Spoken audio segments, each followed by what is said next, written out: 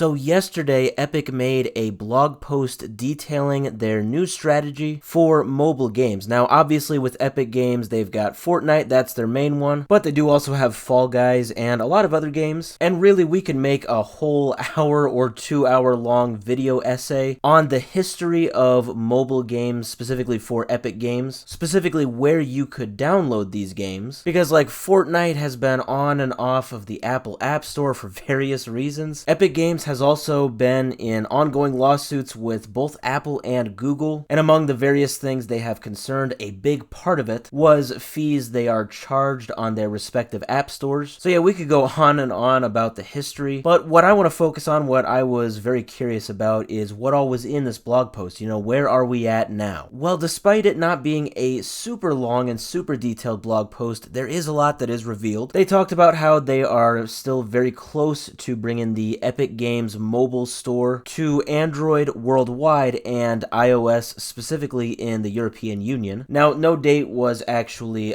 put in this blog post of when that is, but I've seen that it is supposed to be later this year. I believe that was reported earlier this year. So yeah, hopefully we get it within the next few months, but who knows? Now, they said that the Epic Games store is going to be very good for developers because they are going to have a store fee of only 12% for payments that they process, and then they are claiming that they will have 0% on third-party payments, so yeah, no charge. This is supposed to be in a very big effort to help developers. It's supposed to be very developer-friendly, which is very in line with their stance they have constantly taken on these app stores that charge what they would consider to be outrageous fees for various purchases. And speaking of, the main theme of this blog post is that they want to now support more third-party app stores like the AltStore. That is a very popular third-party app store for the iOS. So they want to support these third-party app stores that do not have outrageous fees, and then at the same time, they do not want to support these mobile stores and mobile distributors